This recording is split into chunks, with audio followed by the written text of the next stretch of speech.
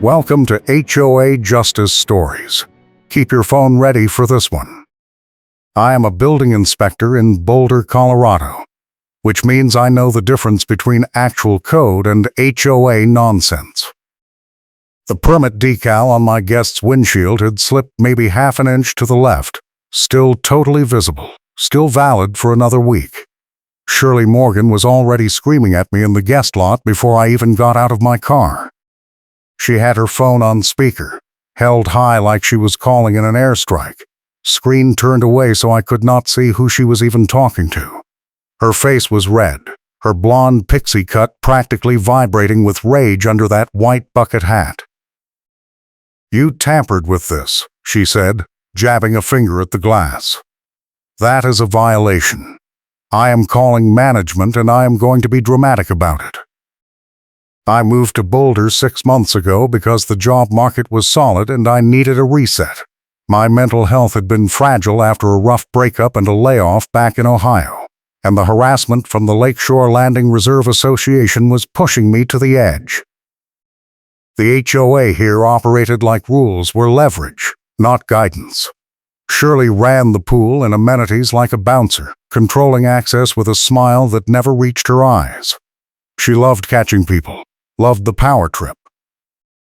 "The decal is fine," I said, keeping my voice steady. "It is still in the window. It is not tampered with." She tapped her phone screen, pretended to listen to someone, then looked back at me with a smirk. "Management says otherwise. This vehicle is getting towed tonight." I felt my stomach drop. Tonight. It was almost 9 in the evening. Golden hour light fading fast into dusk. My friend Jake had parked here 3 hours ago to help me move some furniture. The decal was issued by the HOA office 2 days prior. Everything was by the book. Shirley lowered her phone and stepped closer, her pink windbreaker rustling. "I can make this a lean conversation in one email," she said, voice dripping with threat. "Or you can move the car now and admit you tried to cheat the system." "I did not cheat anything," I said. "The decal is valid." She smiled, cold and thin. "We will see what the tow company says." That night I could not sleep. I kept checking my phone, half expecting a message from Jake saying his car was gone. Around 2 in the morning I walked outside in my hoodie and visor, flashlight clipped to my pocket, and saw a golf cart with a blinking amber light rolling slowly through the guest lot. Shirley was driving it, a clipboard on her lap, taking photos of every vehicle with her phone. I stood in the shadows near the community entrance sign and watched her circle the lot twice, pausing at Jake's car, snapping pictures from 3 angles. The next morning Jake called me, voice tight. They booted my car. There is a bright yellow clamp on the wheel and a sticker that says I owe $375 in fines and fees. I went outside and saw it myself. The boot was massive, industrial, locked tight around the front passenger wheel. The sticker on the window had no contact info, just a claim ticket number and a vague threat about additional daily fees. I took photos with my phone, knowing my storage was almost full and I had to back up the evidence before it got lost. I called the HOA office. The woman who answered said Shirley handled all parking enforcement and I needed to speak with her directly. I asked for a copy of the tow policy. She said it was in the resident handbook. I said I had read the handbook cover to cover and there was no parking addendum. She paused, then said she would have someone get back to me. Nobody called back. That afternoon I got a certified letter in the mail. It was from the Lakeshore Landing Reserve Association, signed by Shirley Morgan, demanding $375 in fees for permit tampering and unauthorized guest vehicle storage.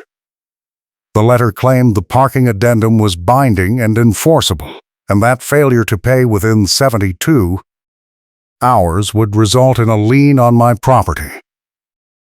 I read it twice, feeling my chest tighten. The letter referenced an addendum I had never seen. I went back to the HOA office and asked for a copy. The woman at the desk said Shirley kept those documents and I needed to email her. I emailed Shirley. She replied 2 hours later with a one-line message: "The policy is available to homeowners in good standing, and you are currently not in good standing." I felt the walls closing in. My phone storage was at 98%. I spent an hour backing up photos and videos to the cloud, deleting old files, making room for what I knew was coming. The next day, a tow truck showed up at 7 in the morning. I heard the diesel engine rumble and ran outside. The driver was hooking Jake's car onto the wheel lift. I yelled at him to stop. He ignored me.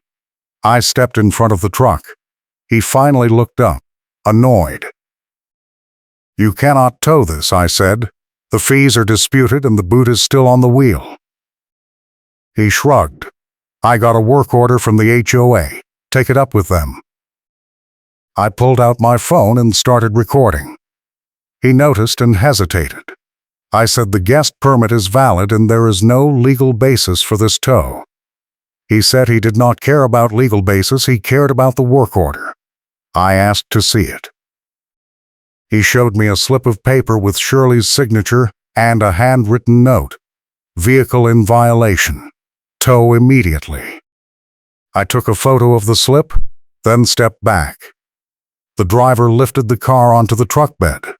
The boot still clamped on the wheel, and drove off. I stood there shaking, the thin flashlight on my pocket catching the early sunlight. Jake was furious. He had to Uber to work. I told him I would handle it, but I had no idea how. I called a buddy of mine from my inspector days, a guy named Marcus who had served on an HOA board in Denver before quitting in disgust. He told me to get everything in writing, to document every interaction, and to find out if the tow vendor actually had a contract with the HOA. He said most of these tow on-site schemes fall apart when you dig into the vendor relationship. I started digging. I filed a public records request with the county for any vendor contracts filed by the Lakeshore Landing Reserve Association. It took 3 days, but I got a response. No active contracts on file. I called the tow company, a place called Summit Auto Recovery, and asked if they had a contract with the HOA. The woman on the phone said she could not discuss client relationships. I asked when the contract started. She hung up. I went to the tow yard to get Jake's car back. The lot was surrounded by chain-link fence topped with barbed wire, a small office trailer at the gate. Inside, a man with a greasy ball cap told me the release fee was $620, $375 for the HOA fine, plus $245 for the tow and storage. I said the fine was disputed. He said he did not care. I asked to see the authorization. He showed me the same slip with Shirley's signature. I asked when Summit Auto Recovery's contract with the HOA started. He looked confused, then annoyed. "We have been working with them for years," he said. I asked for proof. He told me to leave. I paid the fee on my credit card, feeling sick, and got Jake's car back. The boot was still attached. The yard manager said Shirley had the key and I needed to contact her to get it removed. I drove the car back to my place with the boot still clamped on, the whole thing clanking and scraping. Shirley refused to answer my calls. I emailed her. She replied, "Boot removal fee is $75. Payment due before key release." I was drowning in fees I did not owe, and every step I took to fight back cost more money and time.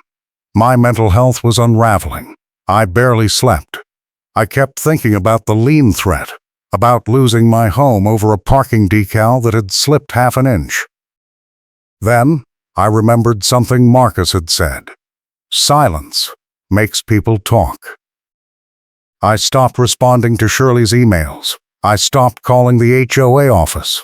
I said almost nothing, because silence makes people talk. Instead, I spent a week building a packet. I pulled every photo I had taken of the golf cart patrols, the boot, the tow truck, the work orders. I cross-referenced the timestamps on Shirley's patrol photos with my own security camera footage. The timestamps never matched reality. She was taking photos at 10 at night and claiming they were from 2 in the morning.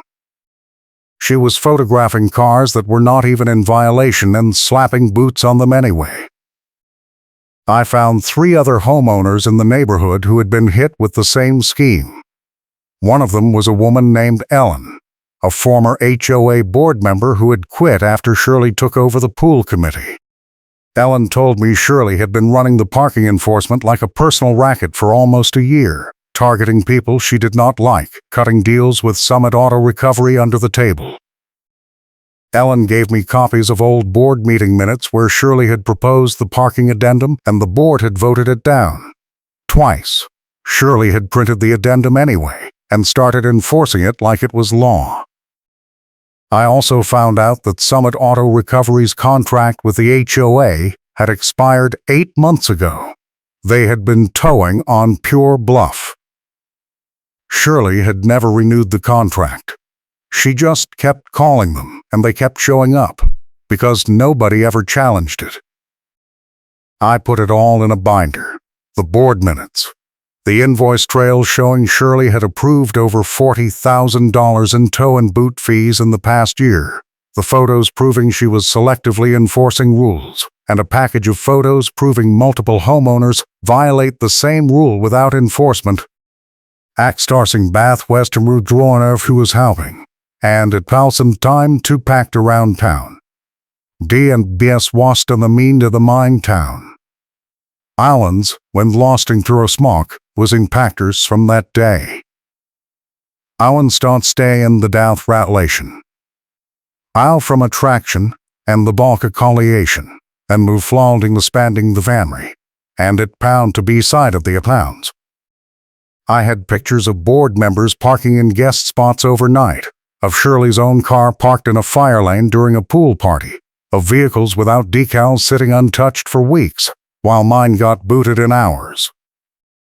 I made 3 copies of the packet, one for me, one for Ellen, one for the HOA attorney.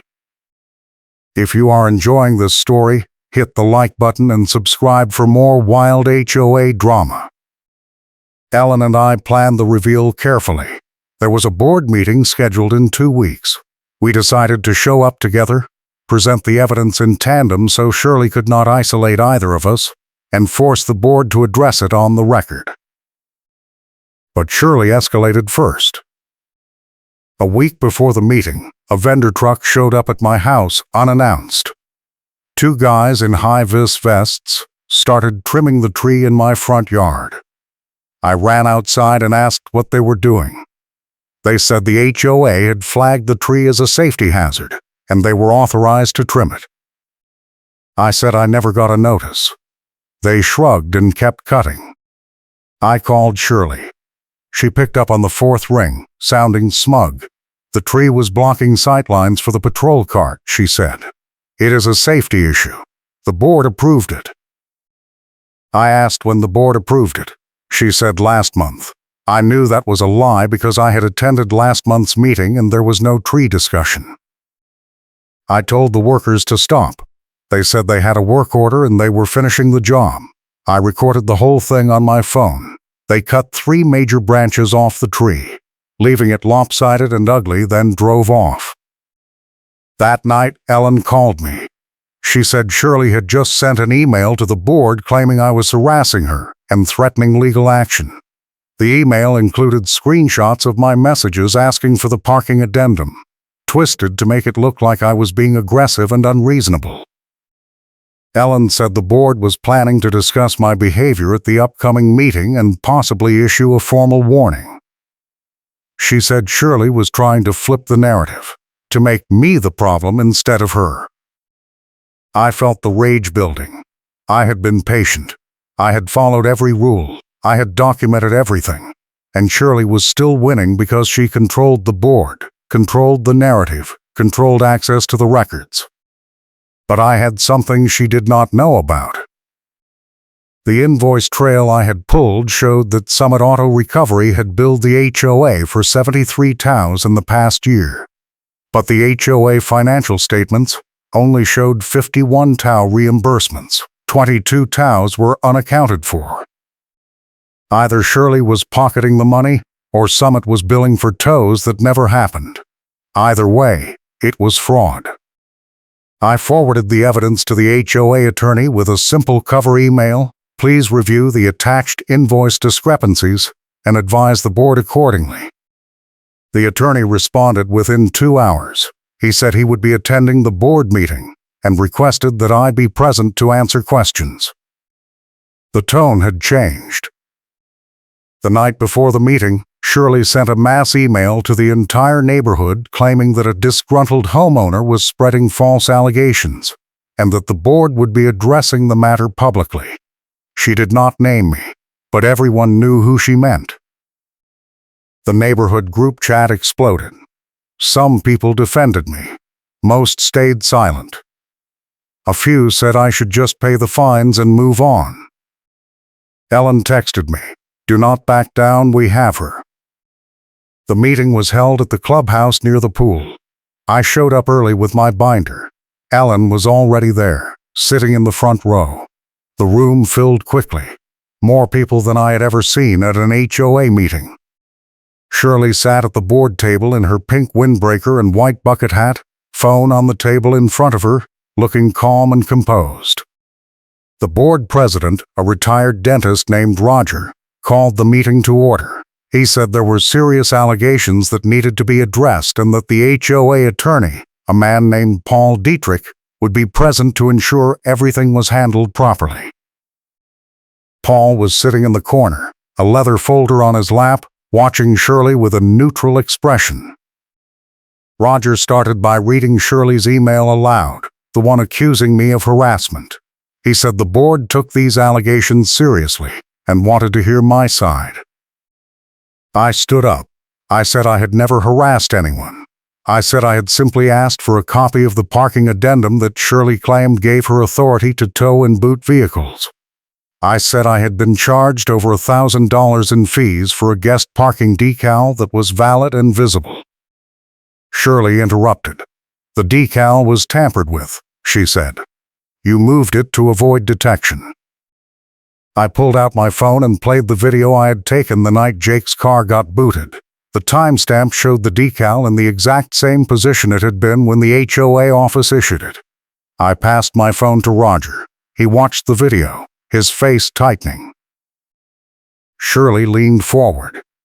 "That does not prove anything," she said. "The policy is clear." I asked her to provide a copy of the policy. She said it was restricted. I said restricted to whom?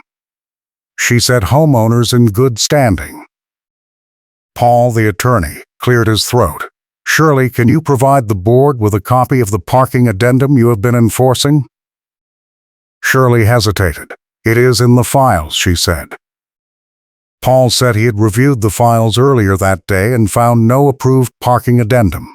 He said the board had voted down the proposal twice, in March and again in July. He asked Shirley if she had been enforcing an unapproved policy. The room went silent. Shirley's face flushed. She looked at Roger, then at Paul, then back at me. "I was acting in the best interest of the community," she said. "The board was too slow to act, so I took initiative." Paul said taking initiative without board approval is not legal. He said every enforcement action Shirley had taken under the parking addendum was invalid. Shirley stood up, her voice rising. "I am calling management and I am going to be dramatic about it," she said, grabbing her phone. Paul said there was no need to call anyone.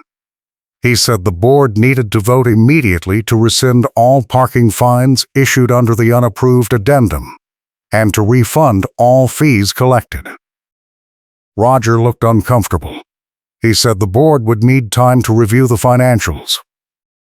That is when Ellen stood up. She handed Roger a copy of the invoice packet I had assembled. She said the financials were already a problem. She pointed to the 22 missing tow reimbursements and said the board needed to explain where that money went. Roger flipped through the packet, his face going pale. He looked at Shirley. "Do you know anything about this?" Shirley said nothing.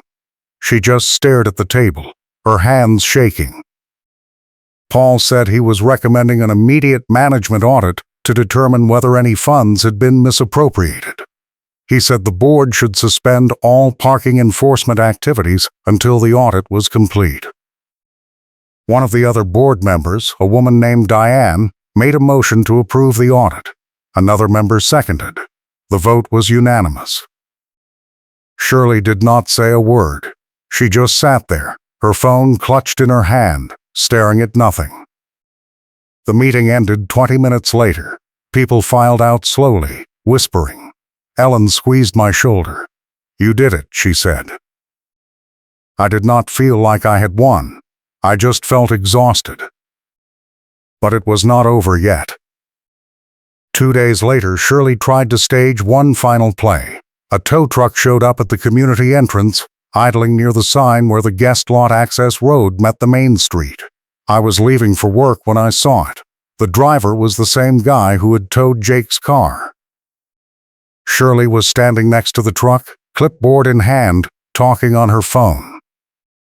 I pulled over and got out. I walked up to them, my flashlight clipped to my pocket, and asked what was going on. Shirley turned to me, her face hard. "This does not concern you," she said. The driver looked uncomfortable. He said Shirley had called him to pick up a vehicle that was blocking the fire lane. I looked around. There was no vehicle blocking anything. The fire lane was empty. I asked the driver to show me the work order. He handed it over. It was blank except for Shirley's signature.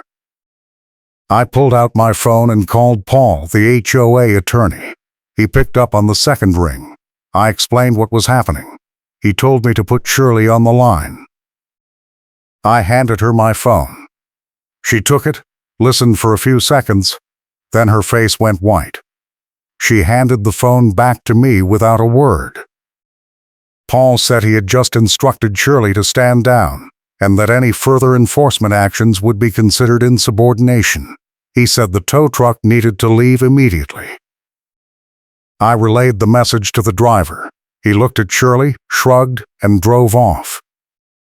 Shirley stood there in the middle of the access road, her clipboard hanging limp at her side, her phone still in her other hand. She looked at me, and for the first time I saw something other than rage in her eyes. It was fear. She turned and walked toward her car, a golf cart with a blinking amber light parked near the curb. I watched her go, feeling a strange mix of pity and satisfaction. The next day, Paul called me. He said the management audit had uncovered a pattern of selective enforcement and financial irregularities tied to Shirley's relationship with Summit Auto Recovery. He said the audit showed that Shirley had been directing the tow company to target specific homeowners, mostly people who had complained about her in the past or voted against her proposals at meetings. He said the HOA board had voted to refund all tow and boot fees issued under Shirley's enforcement and to clear the ledger for every affected homeowner. He said my fees, Jake's fees, and the fees for 6 other homeowners were being refunded in full. He also said Shirley had been asked to resign from the board. She had agreed. I asked what would happen to Summit Auto Recovery. Paul said the board was terminating any informal relationship with them and would be issuing a request for proposals to find a new vendor with a proper contract and oversight. I thanked him and hung up. That evening I got a call from Ellen. She said the neighborhood group chat had just exploded. Someone had posted a video clip from the meeting where Shirley had stood up and yelled, "I am calling management, and I am going to be dramatic about it," right before Paul shut her down. The clip was going viral in the local HOA drama forums. People were making memes. Ellen said Shirley had posted a resignation statement in the chat an hour ago. It was short and bitter, effective immediately. "I am stepping down from my role on the board. Thank you to those who supported my efforts to maintain community standards." The chat had erupted in responses. Some people thanked her, Most did not. Ellen said the board was scheduling a special election to fill Shirley's seat, and that several people had already expressed interest in running. She said the whole culture of the HOA was shifting. The people were finally paying attention.